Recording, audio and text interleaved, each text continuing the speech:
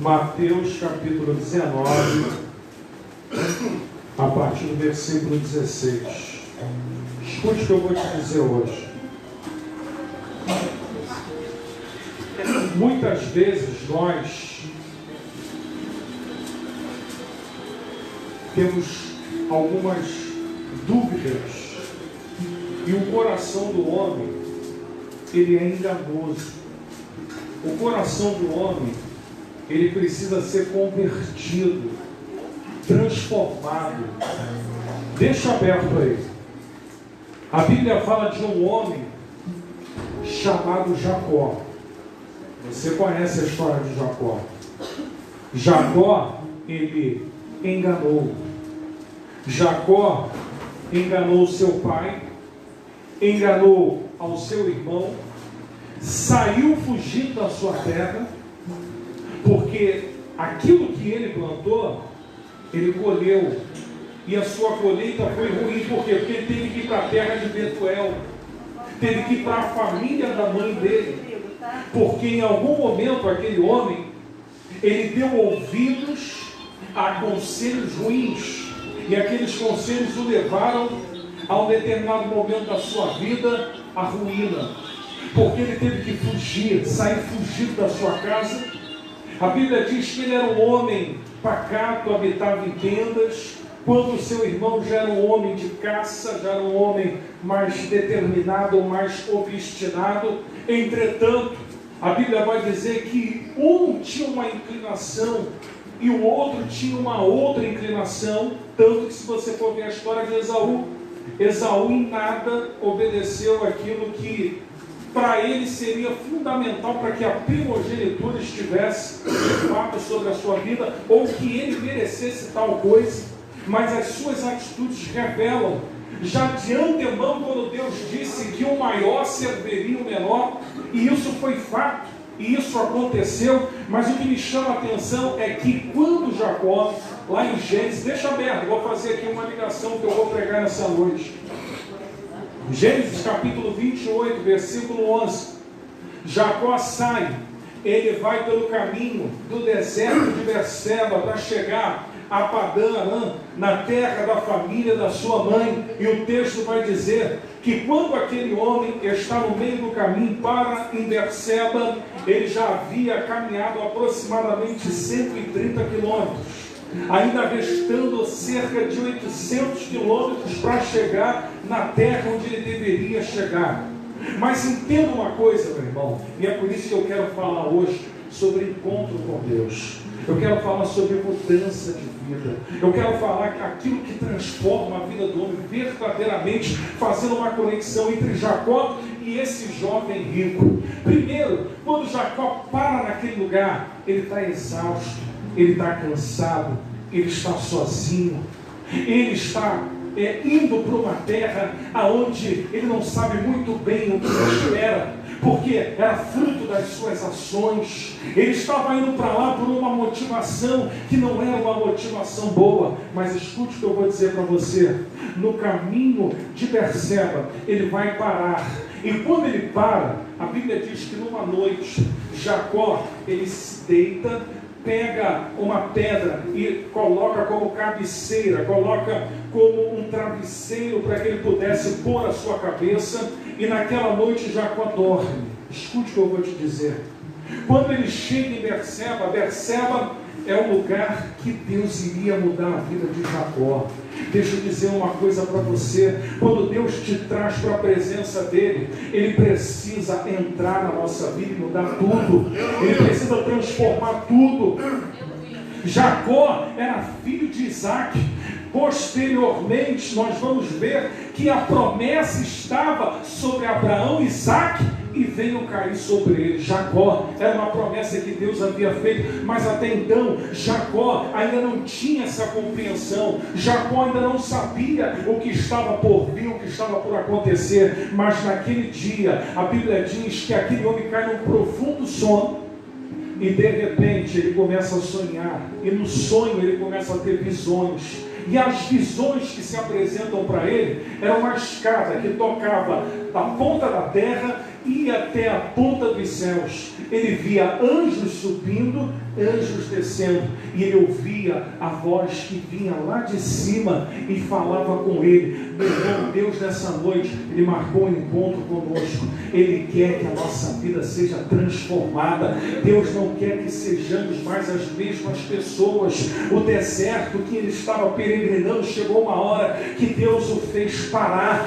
porque Deus queria mostrar para ele o que Deus tinha para a sua vida, para a sua história. Um homem que chega só precisava ter um encontro com Deus, porque ele não conseguiria simplesmente ir para a terra da sua família e ir naturalmente, porque naturalmente ele não veria nada acontecer naquele lugar. Mas naquela noite a Bíblia diz que os anjos subiam e desciam. Sabe o que isso representa? Deus estava visitando aquele homem, dizendo que a partir daquele momento a sua vida não seria a mesma, e o texto vai dizer que Deus estabelece uma aliança com Jacó, dizendo que ele não estaria mais sozinho, que Deus estaria com ele por onde quer que ele andasse. Naquele momento Jacó, que chega a Berseba, é um, mas Deus precisava visitar a história daquele homem. Nós estamos num congresso de jovens que fala de cura, mas Deus precisa curar nossa alma, Deus precisa restaurar nossa vida. Nós precisamos despertar quanto àquilo que Deus já tem dito. Jacó era meramente um homem que tentou fazer as coisas pelas vias erradas. A bênção de Deus tem um caminho, e por mais que a gente tente fazer pelos nossos caminhos, muitas das vezes não vai dar certo. E o texto vai dizer, meu irmão, que Deus falou com ele, e ele se deu conta de que naquele lugar alguma coisa havia acontecido. Ele disse, verdadeiramente Deus está aqui.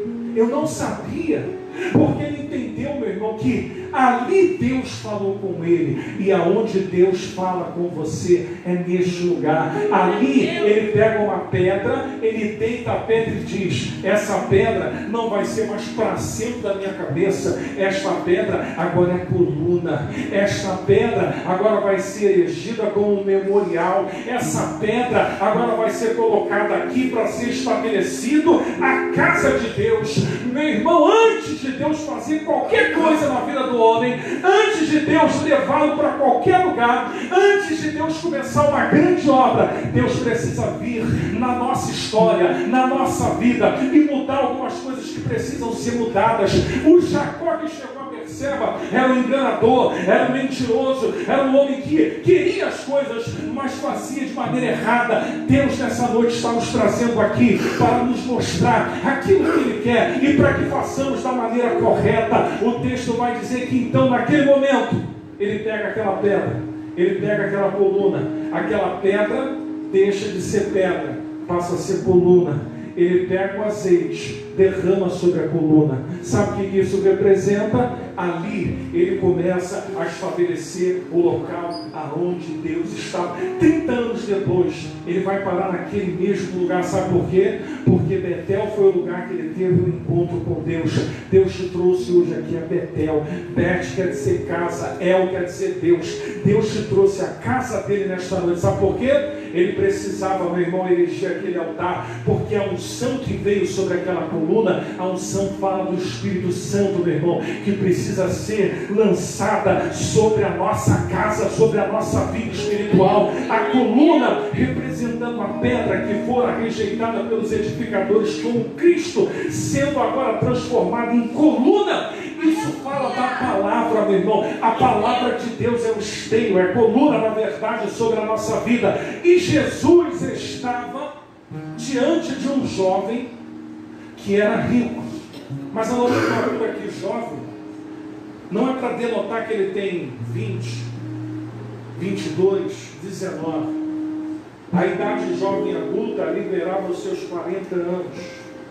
O texto vai dar a conotação de que ele era príncipe, está lá em Marcos, de que ele era alguém importante, de que ele era uma pessoa que tinha uma estima, que as pessoas ouviam de uma maneira diferente. E não só isso, ele era extremamente conhecedor da palavra. O texto vai dizer em Marcos 10, 21, Jesus o amou. Olha só que coisa interessante. Jesus foi na direção do jovem rico, motivado, porque Jesus amou aquele homem. Jesus, ele sempre vai amar indiscriminadamente qualquer pessoa, que as pessoas digam, para que ele não há jeito, só não haverá se a atitude da pessoa não for na direção daquilo que Jesus se apresenta para ela. Porque se ela quiser, porque em determinado momento os discípulos falaram assim, Jesus, então como os ricos se salvarão? Jesus, meu irmão, não tem preferências de cor. Jesus não tem preferências de estado financeiro, se é pobre, se é rico. Jesus não faz essas distinções humanas que os seres humanos fazem. O ser humano tende, muitas das vezes, a reverenciar aquele que pode lhe dar alguma coisa. Jesus veio para o rico e veio para o pobre, oferecer as mesmas oportunidades para que ambos possam ter um encontro com Deus.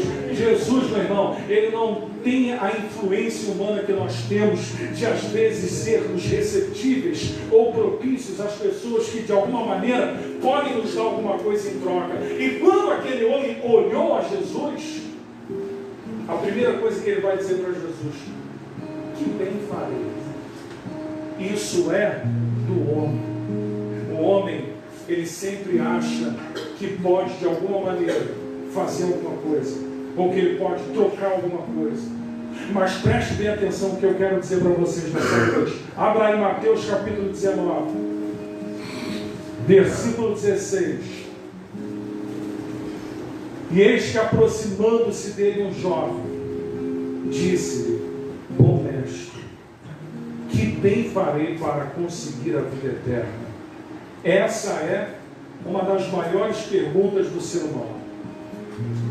Como eu vou conseguir a vida eterna? As religiões tentam explicar como alcançar a vida eterna. As religiões vão criar mecanismos para que as pessoas fiquem presas. E as pessoas acreditam que todos os caminhos levarão ela a Deus. É como se subisse a uma montanha, de um lado, do outro, de frente, de trás. As pessoas acham que é assim. Por qualquer lado que eu suba a montanha, eu chego no topo. Mas na verdade, não é bem assim. Ele vai dizer: que bem farei para conseguir a vida eterna? Preste bem atenção. Essa pergunta, ela revela que existe na vida daquele homem uma preocupação com o futuro. Ele tem dinheiro, mas existe uma preocupação. Como é que eu vou alcançar a vida eterna? A preocupação, ela pode ser até pertinente, ela deva ser pertinente em nós. A vida eterna é o nosso objetivo. Agora, nós sabemos o meio como alcançar. Ninguém aqui pode dizer que desconhece como alcançar a vida eterna. A vida eterna só se consegue e só se alcança e só se entra por intermédio de Jesus. Aquele homem tem o dinheiro e agora ele está diante daquele que tem a vida eterna. Ele está diante daquele que pode dizer para ele e responder os anseios do coração daquele homem. Muitas das vezes nós achamos que o dinheiro resolve. O dinheiro também não resolve absolutamente nada. Porque se o dinheiro resolvesse alguma coisa, as pessoas não se matavam, não apertavam o gatilho, elas não se lançavam de uma ponte. Isso não resolve nada. E essa é uma pergunta que o ser humano está em busca, porque nós temos incutido dentro de nós algo que qualquer pessoa tem, que se chama espírito humano. O espírito humano é sopro, é fôlego. O que está lá no livro de Gênesis, capítulo 2, versículo 7. Formou Deus o homem do pó da terra e soprou sobre as suas narinas o fôlego de vida, o ruá, o espírito. Todos nós temos o sopro da vida, que já está intrínseco quando Deus não precisou mais fazer do barro a mulher ou o homem. Deus colocou um dispositivo de uma vida geral, outra vida intrínseca, a vida do corpo e a vida espiritual, porque a parte espírito em nós é espiritual. A parte que nós temos interna, que não é visível, que ninguém conhece, que ninguém sabe como está, é espiritual. Por isso que se a nossa vida espiritual estiver bem com Deus, o nosso espírito vai estar saudável. Se a nossa vida espiritual estiver bem, então o nosso corpo terá reflexos daquilo que dentro de nós está bem. Aquela mulher foi perguntar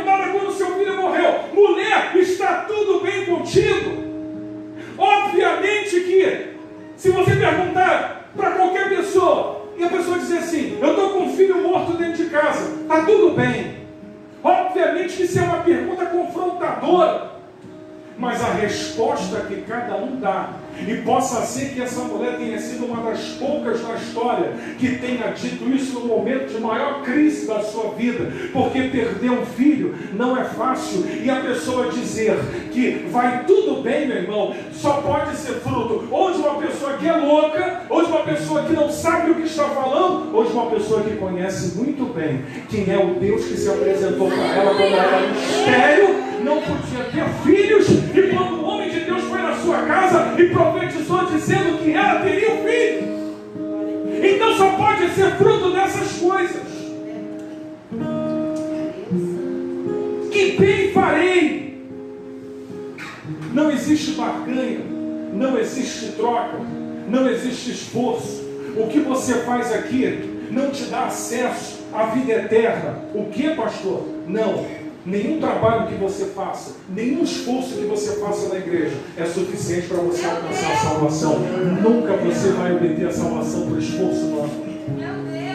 Salvação é graça. É aquilo que nós não merecíamos. É aquilo que Deus olhou para mim e para você, e Ele deu o seu Filho amado para que nós pudéssemos nele ter a graça que nos justifica do pecado para a morte, que outrora pesava sobre todos os seres humanos da terra, e que quando Cristo entra na história, quando entra na vida de alguém, Ele é capaz, dentro do tempo e espaço, salvar aqueles que estão aqui no presente, aqueles que ainda hão de se converter no futuro, porque a sua morte vicária, ela não foi consumada ali ao pé da cruz. A sua morte vicária, ela começa em Apocalipse 13:8. Eis que o Cordeiro foi morto desde a fundação do mundo, e Jesus Cristo disse ao Pai: Pai, toda obra que fora confiada a mim está consumada hoje.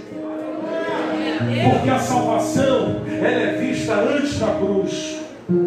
A salvação é uma forma de levar o homem novamente à presença de Deus. Então aquele homem, ele começa a sua conversa com Jesus de uma maneira humana, porque ele faz perguntas para Deus que só uma pessoa que não sentiu o Evangelho, só uma pessoa que não vive o amor de Deus não compreende. E isso é sério, porque nós estamos na casa de Deus, lugar aonde o encontro que temos com Ele precisa definir essas questões na nossa vida. Nós não podemos andar com nada, nenhuma lacuna, nenhum hiato na nossa vida, nenhuma brecha. O cristão, ele não pode ter nenhum lapso, e eu fico vendo às vezes algumas pessoas que têm lapso quanto à sua vida espiritual, porque se alguma coisa acontece, ela não fica bem.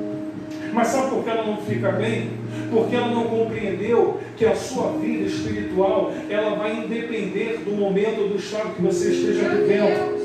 Ter uma vida com Deus não depende se um dia para você está bom, ou se você chegou na sua casa e brigou, ou se houve algum problema, algum vencimento no trabalho. Porque se isso depender da tua salvação, você está machucado. Porque um dia você vai estar convicto de que aquilo é para você, e no outro dia você vai se sentir o mais miserável dos homens. E isso não pode acontecer, porque isso é oscilação. Isso não é fruto de uma cabeça que pensa Jesus Cristo como algo que para ele é bom todo o tempo. Cristo não é suficiente por um momento, Cristo é suficiente por uma vida inteira. Os sacrifícios que se fazem nas religiões é para tentar alcançar um fim. O sacrifício que Cristo fez na cruz, ele já obteve esse fim, ele já atingiu esse fim, ele já pagou a minha dívida na cruz, ele já foi suficientemente capaz de gerar para mim vida e vida eterna, sem que eu tenha que fazer nada.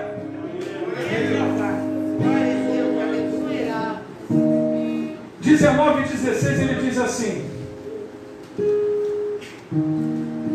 parte B, bom mestre, que bem falei. Bom mestre, reconhecer que Jesus é bom, todos reconhecem, até o ímpio. Primeira coisa que eu quero que você entenda, ouça: a vida eterna não se conquista porque você conhece ou porque você sabe. Se fosse assim, Jesus não morria por ninguém, porque, gnosticamente falando, no primeiro século a salvação era propagada pelo conhecimento. Se fosse assim, o conhecimento obviamente me levaria à salvação, mas não é. Então a primeira coisa que ele vai dizer: que bem farei. A vida eterna não se conquista pela religiosidade. Primeiro, Efésios 2, 8, 9. Pela graça, sois salvos mediante a fé. Não vem de vós, é um dom gratuito de Deus. Não pelas obras, para que ninguém se glorie por elas. Por quê? Porque a salvação não é pelo que você faz, não é pelo que você dá para a igreja. A salvação não é porque você é bom. Porque Jesus, nem o título ele vai aceitar quando ele vai falar assim: bom mestre. Sabe por quê? Prestem atenção. Jesus não atribuiu à natureza humana nada que seja boa. Porque quando o homem peca, a partir desse momento a natureza humana não é boa. E inclusive quando ele está preso à natureza humana, ele recebe os pecados do homem, então essa natureza já está comprometida. Porque quando os pecados da humanidade caem sobre o Jesus que está na cruz, o Filho do Homem, como está lá em 1 Timóteo 2,5, há um só mediador entre Deus e os homens, Jesus Cristo, o homem. Quando o pecado cai sobre a natureza humana, a natureza humana não é digna. Não podia cair sobre Deus, porque a sua natureza não pode receber pecados. Mas a natureza humana teve que receber pecados. Então a natureza humana em si, ela nunca será boa. E o próprio Cristo não quis essa atribuição de boa, de ser bom. Ele vai falar assim: bom é toda a natureza, é a plenitude. Bom é o Pai. Porque o Pai, ele é aquele que é antes de tudo. O Pai, ele estava na fundação de tudo. O Pai estava quando o Verbo está lá. No princípio era o Verbo estava com Deus e o Verbo era Deus. E o Verbo se fez carne. O Verbo se faz carne, assume forma humana, para padecer, sofrer, ter uma natureza que se transforma pelo pecado do homem corruptível. A natureza humana recebe a carga pecaminosa minha e sua. Por isso Jesus, quando olha para aquele homem vai dizer assim: Senhor, eu conheço os mandamentos. Não matarás, não adulterarás. Conhecer a Bíblia. Católico conhece da banho muito crente. Espírita faz estudos semanais e conhece a Bíblia muito mais do que muito crente. Isso não é certeza de salvação. Conhecer a Bíblia, ela só vai ter valor e sentido para a nossa vida quando tudo aquilo que conhecemos nós praticamos. Conhecimento sem vida são palavras meras que não têm potencial e poder para dar nada e fazer nada na vida de ninguém. E nós precisamos encarar essa dura realidade. Que tem muito mais religiosos que conhecem muito mais do que nós. Sabe por quê? Porque nós não queremos o conhecimento. Nós queremos tudo pronto. Nós queremos o bom, a salvação, a vida eterna. Mas muitos não sabem como se chega nela. Ele não sabia como se chegar. Ele vai dizer: que bem farei. Ele vai dizer: tudo tenho guardado. Ele conhecia o bem, conhecia o mal, conhecia o certo, conhecia o errado. Mas Jesus queria dele uma coisa: abrir mão e seguir. O que vai fazer você alcançar a vida eterna é abrir mão e seguir. Religioso não vai conseguir isso. Porque abrir mão e seguir é fruto de uma pessoa que nasceu de novo, de uma pessoa que entende que a sua vida ela vai precisar todos os dias ser transformada, modificada, para que seguir faça sentido na minha vida. Porque tem gente que está seguindo sem fazer sentido, tem gente que está caminhando sem saber para onde vai. Meu Deus! Glória! Então a primeira coisa, guarde aí. Ele diz para Jesus: que bem farei. Solta o teu nome, Jesus. Eu já digo para você: não existe bem algum que você faça que possa justificar você de alguma coisa. Então esquece Você, fazendo bem, continua sendo pecador. Aleluia. Como eu e como você. Porém, quando eu entendo o que Cristo quer para a minha vida, tudo que eu faço, eu procuro fazer para agradá-lo. Porque eu sou uma pessoa que entendo que minha dívida foi paga. Eu sou uma pessoa que entendo que não era merecedor de estar nesta casa e nem muito menos fazendo uso desse microfone.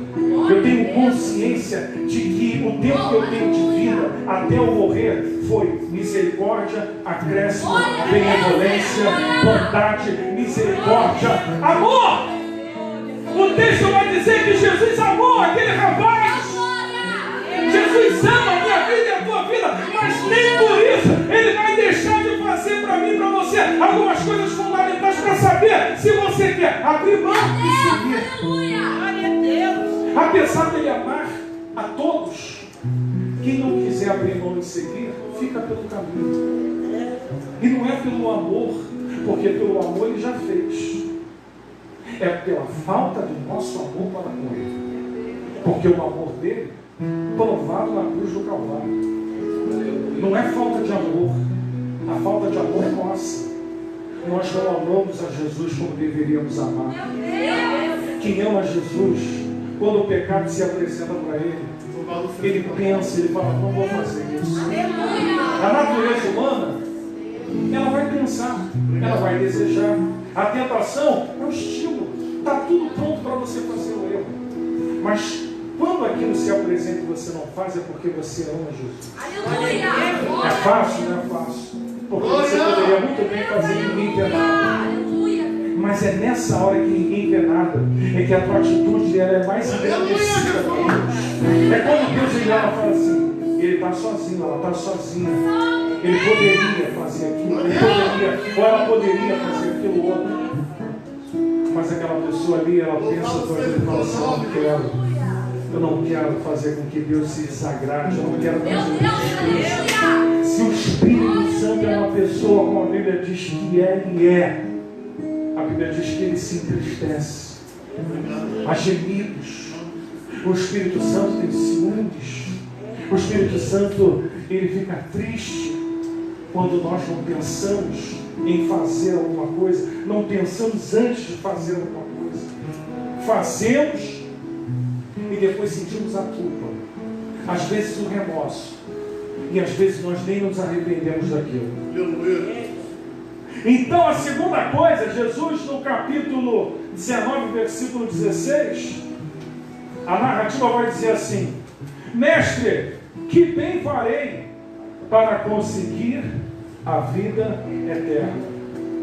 Perceba que quando ele fala que bem farei, é o que ele pode fazer.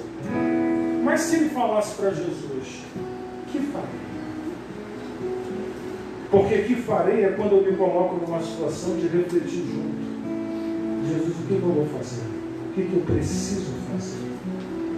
Quando eu digo que bem farei, é porque tem coisa que eu posso fazer. Está no meu alcance. Porque a consciência de bem, de mal, de certo, de errado é minha. É fruto do erro do ser humano. E o ser humano, ele vai ter sempre essa concepção. Ele poderia dizer, o que farei, Jesus? Não é que bem farei. Porque o bem ninguém faz. Ninguém pode se justificar e dizer que fez o bem. A Bíblia diz, meu irmão, que o homem diante de Deus seja culpado. Todo homem é pecador.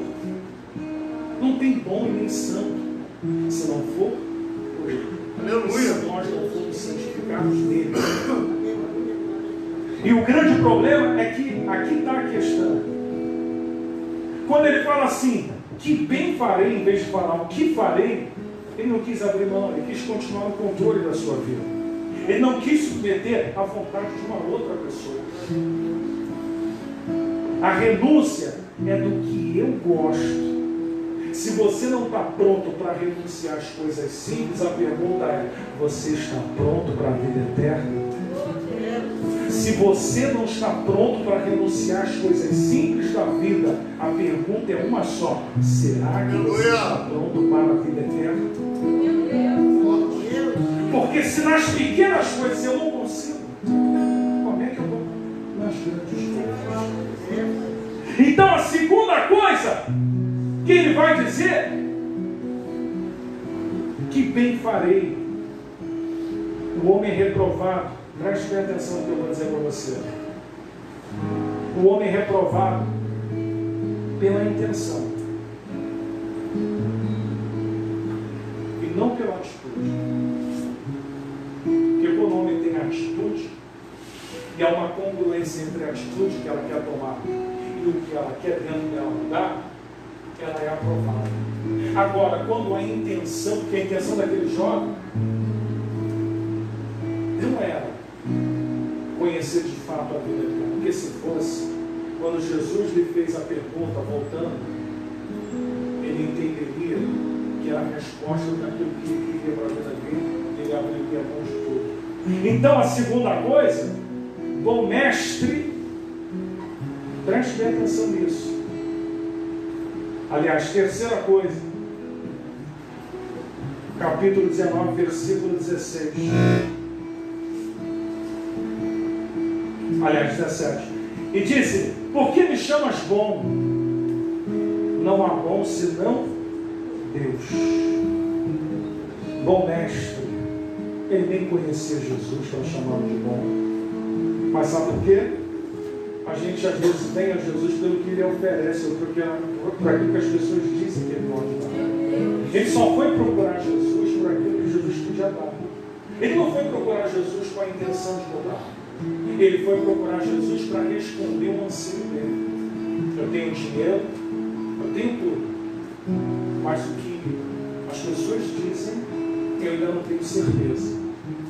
Ele não tinha certeza. Ele vai dialogar com Jesus ainda preso aos seus conceitos de vida. Jesus vai dizer assim: por que me chamas bom? As pessoas às vezes são boas por aquilo que fazem aos seus próprios olhos, mas a natureza do homem não é boa. Jesus reprova a natureza. Ele reprova porque quando ele diz que bom é o Pai, ele tira a natureza humana de visão. Ele tira a nossa natureza do campo de fazer alguma coisa que tenha mérito. Ele modifica isso. Então eu aprendo aqui que, bom mestre, se fôssemos, meu irmão, bons, não existiria leis, nem regras, nem normas, e nem Jesus precisaria vir ao mundo para salvar a humanidade. Se fôssemos bons, para que ele teria vindo? Um de nós poderia cumprir esse papel na cruz do Calvário. Então aquele homem não está se achegando a Jesus pelo fato daquilo que Jesus era. Ele estava se achegando a Jesus por aquilo que ele pensou na sua cabeça, no que Jesus poderia fazer por ele. Tem muita gente que está na igreja, mas ainda não compreendeu essa mentalidade. Algumas pessoas, elas estão aqui por aquilo que Jesus pode oferecer a elas. Mas se Jesus apertar um pouquinho mais, isso é normal. Quando a coisa aperta um pouco, a primeira coisa que as pessoas fazem é olhar para trás. Sabe por quê? Elas não aprenderam da maneira correta. Elas conheceram um Jesus que elas foram abraçadas com toda a sua velha vida. E o Jesus que deveria mudar essa velha vida não fez, porque primeiro, essa pessoa não deu abertura e permissão para que isso acontecesse. Segundo, ela continuou no controle da sua vida, porque ela sabia que abrir mão de algumas coisas ia exigir dela largar outras. E quando você cultiva e faz coisas que você deveria ter largado lá atrás, é porque você ainda não entendeu esse caminho. E eu vou dizer mais uma coisa para você: o caminho da vida eterna está em você entender o que Jesus quer para você, saber para onde você está indo e compreender que se você continuar vivendo daquilo que você quer, você não vai herdar a vida eterna. A vida eterna se herda abrindo mão, renunciando e fazendo aquilo que eu não quero. É assim. A vida eterna, ela se conquista por aquilo que às vezes eu não quero renunciar. Tudo que vier na contramão que exigir renúncia, pode ter certeza, é Deus. Nem questione. Você fala: como assim, pastor? Se é para você largar o pecado, não questiona. Se é para você largar a vida que você está tendo, não precisa questionar. O que está indo na contramão está dizendo para você, larga essa vida. Para de fazer isso. Para de ser inconstante. A caminhada cristã não pode ser cercada de inconstâncias. A caminhada cristã é um linear, que ele tende a crescer. Eu nunca vi uma caminhada cristã ficar como aquelas oscilações de estar bem e estar mal. Isso não é vida cristã. Aleluia. As pessoas estão aprendendo errado. Infelizmente, algumas pessoas aprenderam o Evangelho de uma maneira equivocada. Deus. Porque Paulo vai dizer, na verdade, o Evangelho nunca foi outro. Mas algum entre vós vos inquietam. Aí vai dizer assim, trazendo um outro Evangelho, que nunca foi verdadeiro. Porque o Evangelho verdadeiro, ele produz uma mudança radical, uma transformação, uma mudança de pensamentos, de ideias, de valores, de desejo, de vontades. O Evangelho faz uma ruptura na nossa natureza, porque se não nascermos de novo do Espírito, não conheceremos essa ruptura comum. A ruptura não se dá simplesmente porque quem entra por essa porta aqui, aí vou deixar de fazer lá. Você só consegue deixar de fazer se for pelo Espírito. Ninguém vence a carne através da carne, só se vence a carne nascendo do Espírito. Enquanto não nascermos do novo, não conseguiremos vencer o velho. O novo vai me fazer vencer as coisas velhas. Mas tem gente que está se apegando nas coisas e está vivendo nela há bastante tempo. Um tipo de vida que as pessoas estão se enganando a respeito. E aquele jovem, até aquele momento, ele se apresenta a Jesus, vivendo uma tremenda vida de engano. Porque quando ele começa a querer questionar Jesus, dizer, bom mestre, o que eu posso fazer? Em outras palavras, o que está aí? Me fala aí que eu faço. Me fala aí que eu dou um jeito. Me fala aí que eu consigo resolver essa situação. Quarta coisa, já estou indo para o final. Mateus capítulo 19, versículo 17. E ele disse, por que me chamas bom? Não há bom senão um só que é Deus. Se queres porventura entrar na vida, preste atenção, perceba, se pronome pessoal, queres, verbo querer, expressa intenção ou vontade, porém, conjunção adversativa, oposição, restrição, todavia, apesar. Olha o que o texto vai dizer aqui no versículo 17. Guarda os meus mandamentos. Aí o que vai acontecer? Ele vai começar a dizer, faço isso, faço aquilo. Aí no capítulo 16, versículo 25, o texto vai dizer assim, porque todo aquele que quiser salvar a sua vida, perdê-la-á. Quem perder a sua vida por amor a mim, achá-la-á. Vai ter que perder essa vida para encontrar a vida eterna. Vai ter que perder essa vida para encontrar a vida eterna. Jesus estava dizendo para aquele jovem o seguinte, não basta conhecer os mandamentos, você tem que perder essa vida que você tem, porque essa vida que você tem não vai te levar a lugar nenhum.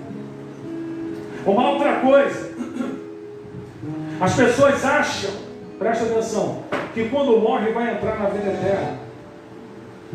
Está enganado, porque o texto vai dizer assim, se queres, veja comigo, capítulo 19, versículo 17. Se queres, porém, isso não é uma coisa que eu digo assim, eu vou e ponto. Para entrar na vida eterna, tem que querer, mas mais do que querer, tem que fazer. Tem que viver. Do contrário, não vai entrar. Porque as pessoas acham que basta ela morrer para entrar no reino. Você só entra no reino se você estiver vivendo os mandamentos do reino. Não os mandamentos do conhecimento terreno e humano que você tem, que não serve para nada. Morrer sem Deus é perdição eterna. A vida eterna, ela já começou aqui. A preocupação tua deve ser aqui. Tem gente que fala da vida com Deus numa projeção futura e se esquece que a vida eterna, ela se constrói na projeção que nós estamos vivendo agora. É a projeção do presente que vai te levar para a vida eterna.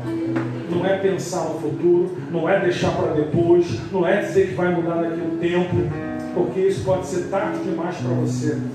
Então eu aprendo aqui, meu irmão, que Jesus disse: se queres, porém, entrar na vida eterna, guarda os mandamentos. Que mandamentos são esses? Aí ele vai dizer: eu não ando eterno, eu não faço isso, eu não faço aquilo. E aí, você abra comigo no capítulo 19. Ele vai dizer assim: e disse-lhe o jovem, tudo isso, versículo 20, tenho guardado desde a minha mocidade. O que lhe falta aí?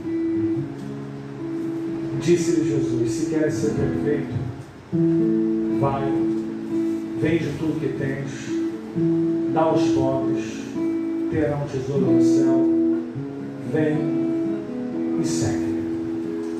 Entendeu o que Jesus disse para ele? Abra a mão do que o teu coração sempre esteve. Vem andar comigo. Se desprenda daquilo que o teu coração sempre esteve preso. Larga tudo e siga. Jesus disse para ele: ainda te falta uma coisa.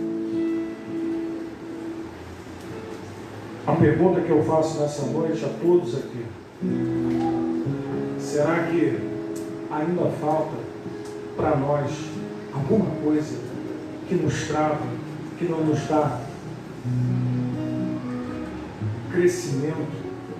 Porque Paulo vai dizer assim em 1 Coríntios 3, versículos 1 a 3: não vos pude falar como espirituais, mas como a carnais, como meninos em Cristo. Com leite vos criei, não com manjar. Sabe por quê? Porque Coríntios era uma igreja que ainda estava num patamar de frieza, de carnalidade. Apesar dos dons serem descritos ali, era uma igreja ainda muito carnal, era uma igreja ainda muito humana, era uma igreja ainda muito ligada aos problemas terrenos. Tinha problemas, tinha discussões, tinha irmãos que estavam indo a juízo contra outros. Havia aquelas coisas terrenas predominantemente existentes naquela igreja. Uma igreja ainda muito carnal. E, meu irmão, a nossa igreja, ela tem que ser uma igreja que esteja disposta a andar com Jesus. Nós fomos chamados para ser amigos de Jesus. Nós fomos chamados para abrir mão de qualquer coisa, de tudo, se for possível. Jesus vai na ferida daquele homem. Qual é a ferida? O amor ao dinheiro, o amor à vida, o amor à terra, o amor às coisas terrenas. Jesus disse: aquele que ama pai, mãe, mulher, marido, filho, mais do que mãe, não é apto para o reino. Tem gente que fala para Deus: Senhor, deixa eu ter isso primeiro, deixa eu fazer isso primeiro. Será que isso é amar Jesus de fato? Porque a nossa pergunta poderia ser outra: Senhor, me ajuda a fazer isso na Tua presença, me ajuda a ter isso na Tua presença, me ajuda a ser um crente melhor, mas na Tua presença, me ajuda a ter uma vida melhor. Porque as pessoas acham que Deus vai dar um tempo para ela resolver primeiro a vida dela, para depois ela se aliançar com as coisas que Deus quer que ela tenha aliança. Se você não compreender nessa vida que a tua vida está rolada, há um propósito muito maior do que a sua própria existência, daquilo que você veio fazer aqui, de compreender que você não está de passagem aqui, nem de brincadeira nessa vida, de compreender para aquilo que Deus te chamou de verdade, compreender o quanto antes do chamado, se entregar a Ele e deixar Deus nessa vida cumprir aquilo que Ele desejou, estabeleceu para você, e não ficar uma vida de oscilações, e uma vida de uma hora, isso está bom, isso está ruim, ora a igreja para mim é boa, ora a igreja para mim não está boa. Meu irmão, isso está no âmbito que você ainda está preso às coisas e as limitações dessa vida. Quando você compreender que a tua vida precisa estar rolada com as coisas que Deus te chamou para fazer, e eu não preciso dizer para você, porque eu creio que em algum momento Deus já disse a você o que você precisa fazer, o que você precisa dar, o que você precisa abrir mão, o que você precisa ser, o que você precisa fazer. Em algum momento Jesus já falou isso para você, mas você ainda protela como jovem rico, dizendo: ah, Senhor, isso para mim é difícil.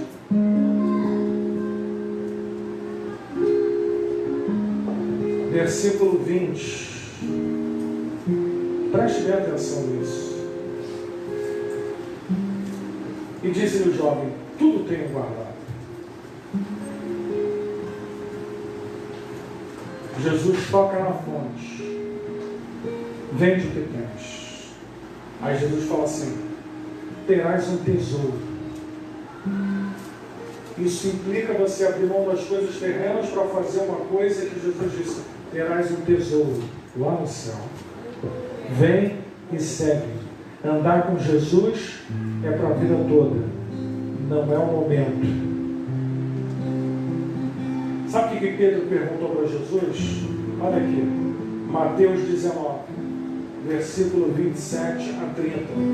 Então Pedro, tomando a palavra, disse: eis que deixamos tudo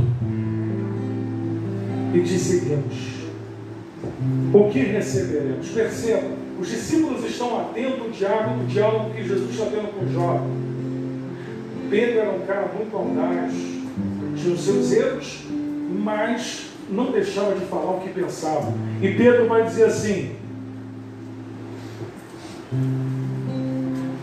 versículo 27, então Pedro, tomando a palavra, disse: eis que nós deixamos tudo e te seguimos. O que receberemos? Pergunta interessante, né? O que receberemos? Enquanto um está dizendo assim: eu não quero abrir mão, o outro que diz que está seguindo está dizendo assim: o que eu vou receber, Jesus? Aí o versículo 28 vai dizer: e Jesus disse-lhes: em verdade vos digo, que vós que me seguistes, quando na regeneração do Filho do Homem se assentar no trono da sua glória, também vós, preste atenção, vos assentareis sobre os 12 tronos para julgar as 12 tribos de Israel.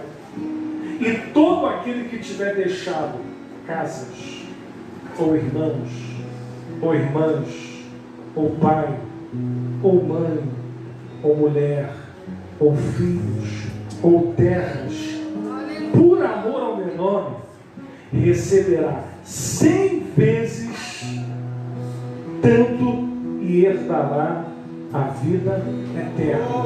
Jesus disse: Pedro, você me segue? E Pedro disse: o que eu vou receber?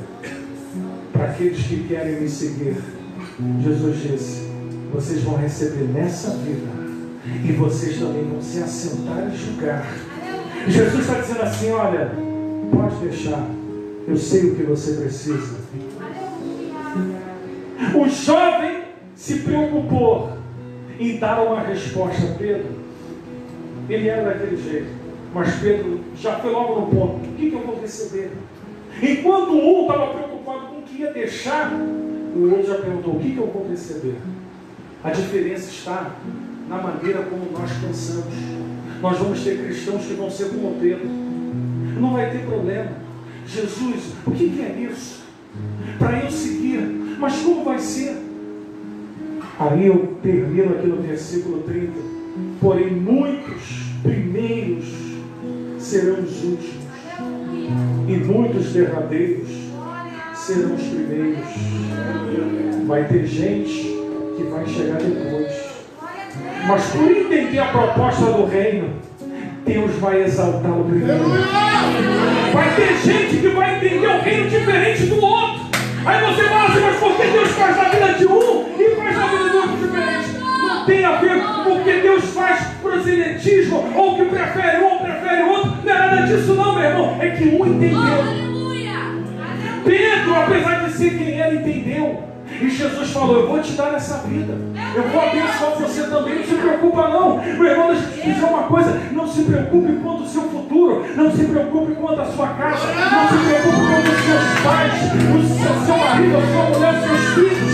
Não se preocupe. Se Ele disse que vai nos dar tanto nessa vida, como na vida eterna, é garantia de que o teu trabalho, de que a tua renúncia, de que o teu amor demonstrado nessa vida, ele vai ter recompensa, meu irmão. Ele vai ter recompensa. Tem gente que vai chegar depois e vai ser abençoado, porque Deus não está preocupado com isso. Lembra quando os homens foram contratados na parábola que um trabalhou o dia todo, outro trabalhou uma parte do dia e recebeu a mesma coisa? Mas por quê? Meu Deus, tremendo. Porque é Jesus, meu irmão, que recompensa. Não importa se você chegou depois, o importa é que você entendeu. Aquele jovem não entendeu o que eu farei para herdar a vida eterna. A grande questão é, pelo amor de Deus, você está entendendo o que é a vida eterna para você? A vida eterna não é brincar de ser crente onde está na igreja semana a semana. A vida eterna é uma compreensão, é uma mudança, é um estilo, é uma compreensão de vida. E se nós não tivermos no Espírito, Obrigado, Jesus. nós não vamos conseguir. Sabe por quê? Jesus fala assim: aquele que amar, Jesus quis dizer o seguinte: aqueles que querem as coisas agradar, fazer por alguém, e não há nenhum problema nisso, agradar o marido, agradar a mulher, agradar os filhos, mas se em algum momento ela for melhor do que Deus para mim, ou vice-versa, eu não compreendi o reino. Ela não é melhor do que Deus para mim. As minhas filhas não são melhores do que Deus para mim. Sabe qual o grande erro do ser humano? É colocar pessoas e situações acima de Deus. Sabe por que Deus não salva na tua casa? Porque você não dá o teu coração e o teu melhor para Ele. E aí, quando morrer e for para o inferno, naquele grande dia você vai saber e Deus vai te fazer entender que muitas das vezes Ele bateu a porta e quis fazer, mas você quis colocar a pessoa no centro do lugar dele. Nós vamos ouvir isso. A mesma coisa que Pedro ouviu, nós vamos ouvir um dia. Quando iremos prestar ou não? Se prestarmos, no sentido de recebermos galardões é porque nós passamos. Agora, se prestarmos no outro juízo, que é o do trono branco, é porque nós não passamos. E isso é muito sério, porque a vida cristã tem sido muito pouco compreendida. A vida cristã, ela não é algo que eu tenha que... Escuta o que eu vou dizer. Conforto que o dinheiro pode dar. Conforto em que eu estou e me sinto e não quero sair dele é outro. O conforto de eu não querer me mover daquilo que eu gosto é outro. Conforto de ter questões materiais é um. Conforto de eu não largar aquilo que eu ainda cultivo. Aleluia, Jesus. Põe-se de pé. Santo é o teu nome, Jesus. Me eximo de qualquer responsabilidade naquele grande dia, como Jesus disser para alguém aqui, dizer assim: ó, porque você fez e amou, colocou e fez primeiro para alguém, não fez para mim. Você está ouvindo isso? Teu sangue não vai recair sobre a minha cabeça.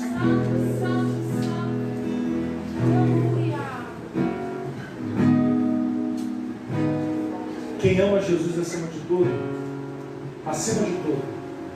não vai ter nunca prazer em querer pecar, ou muito menos querer se isentar da responsabilidade que ele, ou cristão, deve ter.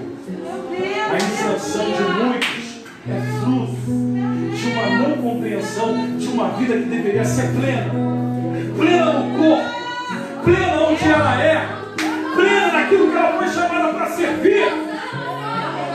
Se você não for conflitado com essas verdades, você não muda. Se a verdade não for suficiente para mudar a tua vida, então eu não sei mais o que pode ser suficiente. Eu quero te conclamar nessa noite a você fechar os teus olhos e a você falar para Deus assim: Senhor, me mostra onde eu estou errando, me mostra onde eu não estou sendo um bom crente, me mostra onde eu não estou conseguindo renunciar, me mostra onde eu não estou fazendo o melhor para Ti. Porque se alguém disser aqui, eu já faço, eu já sou, que é miserável. Apocalipse vai dizer, e diz, rico sou, de nada tenho falta. Você pode ter tudo, mas o texto diz que é um miserável, pobre, cego e nu. Sabe por quê? Porque você não tem o melhor. Você tem as benécias terrenas, mas você não tem a bênção maior, que é desfrutar de uma vida. Que quando eu disse sobre Jacó, é que o Jacó de Berseba que vai para Padã Arã é outro. O Jacó de Berseba para trás, que sai da terra dos pais dele, era o velho homem. O Jacó que vai para aquela terra em busca daquilo que Deus tinha para ele, ele vai servir, ele vai ser moldado, ele vai ser trabalhado. Eu quero orar. Meu irmão, sinto a presença de Deus. O Espírito Santo. O Espírito Santo, Ele está aqui. Ele está aqui visitando. Ele está visitando o teu coração.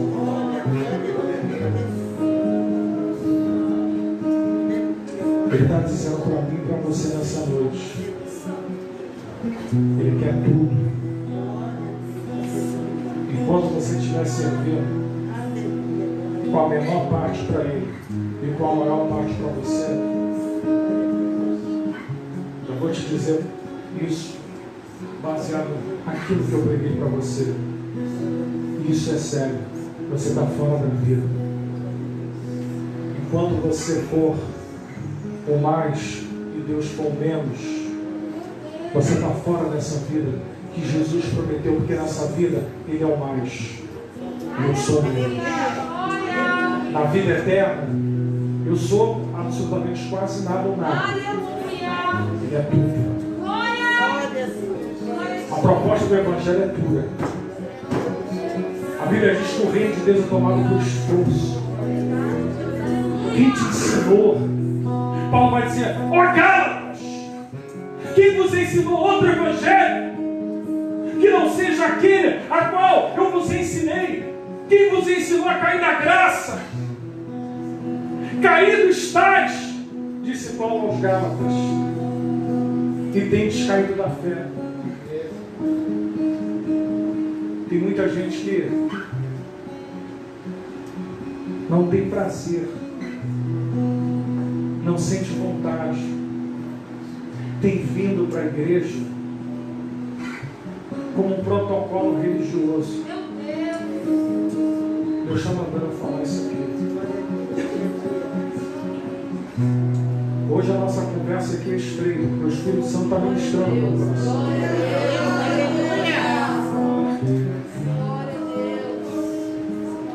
Eu vou orar, porque o Espírito Santo está me direcionando a orar nessa noite.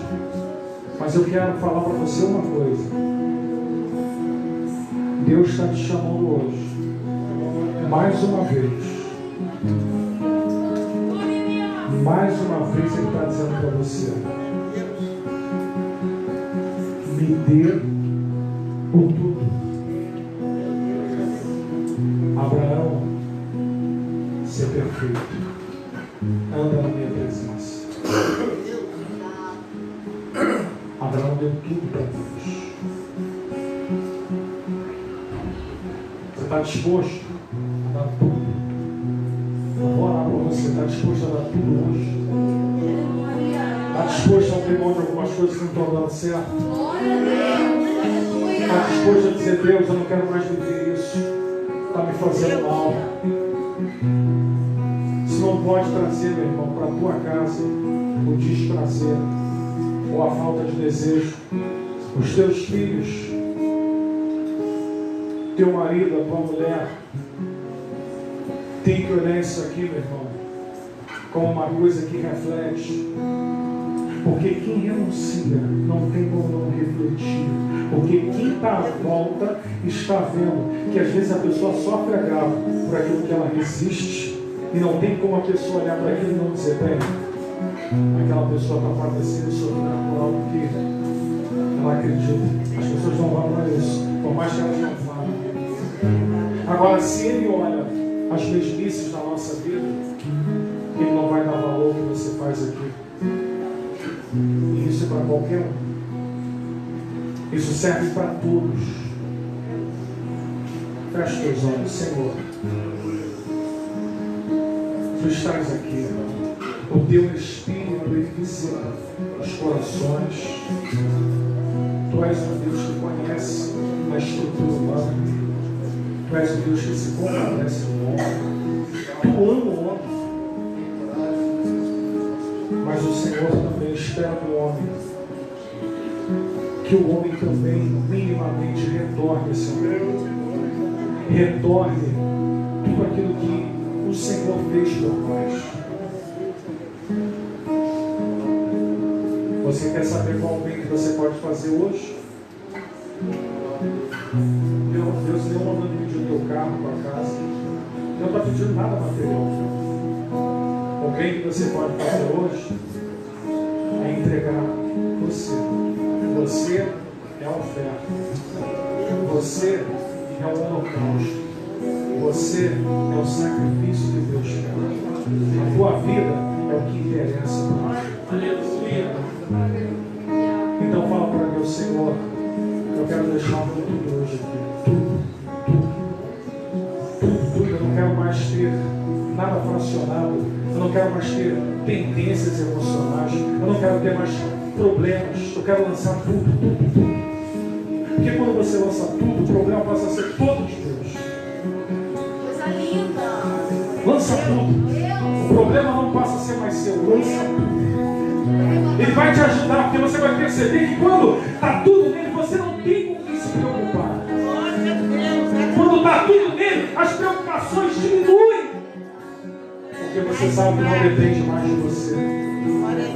Você sabe que você não vai conseguir fazer. E aí que está o segredo. Paulo disse, na fraqueza, sou forte. Quando eu não sou nada, Deus é tudo para mim. Quando eu não me sinto capaz, aí Deus vem e se faz capaz na minha vida. Quando você compreender isso e entender, escuta o que eu vou dizer, é profético.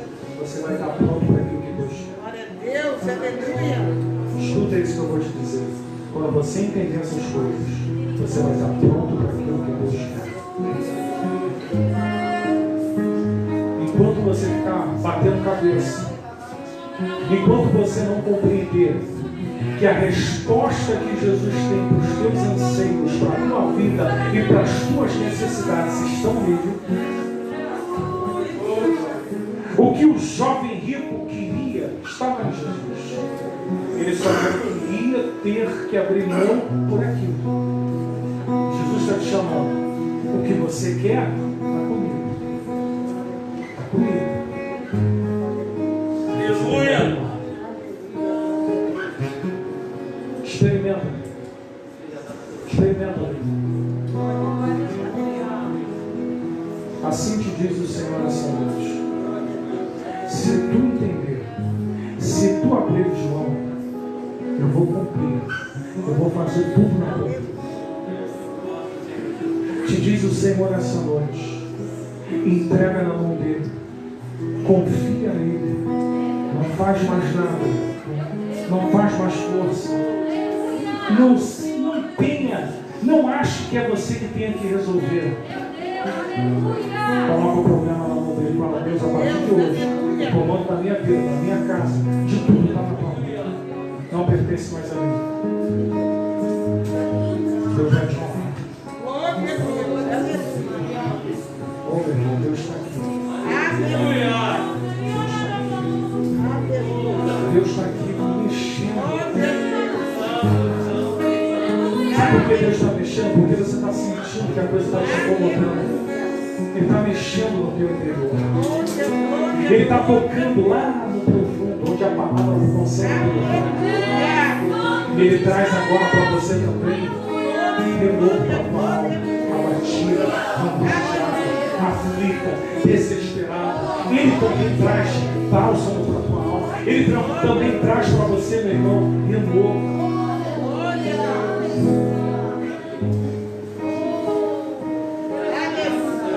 Escolha ser como Pedro. Deus não vai se importar se você falar, Senhor, se eu te seguir, se eu fizer isso direitinho, o que o Senhor vai fazer? Ele não se preocupa com você falar isso. Pode ter certeza, não se preocupa não. Mas queira isso.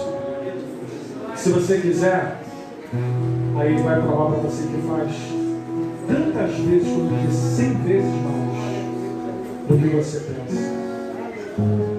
Sabe por quê? Porque Ele vai ver que você está preparado. O problema dessa geração é achar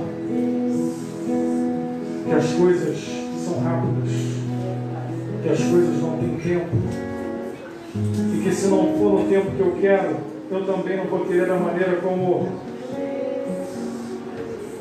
eu acho que não deveria ser. Eu encerro aqui. Sabe por que Deus está me movendo isso? Eu estou falando com vocês aqui, o Espírito Santo está falando ao meu entendimento, a minha consciência de maneira muito clara, a proposta de hoje para essa noite. Deus está dizendo assim para mim, eu quero fazer muito na vida de muitos aqui, mas Ele ainda não consegue fazer. Ele ainda não tem a primacia, Ele ainda não é o primeiro, Ele ainda não é a nossa motivação. Ele ainda não é aquilo que Ele gostaria ou esperasse que você fizesse. Essas palavras para você podem soar até para você de uma maneira que te conflite ou que seja dura para você. Mas eu aprendi uma coisa. Quando Deus fala, eu procuro falar tudo, sabe por quê?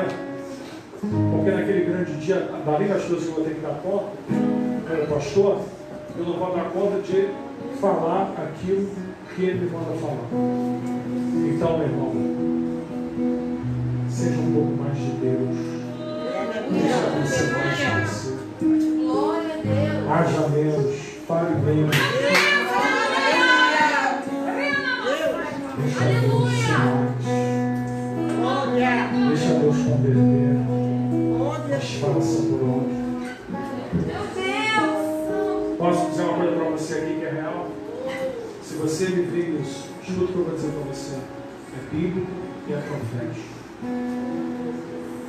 Com quem você quer que seja salvo, quem você ora pedindo para ser salvo, se você viver o que eu estou dizendo para você intensamente, dando tudo, Deus vai salvando todos.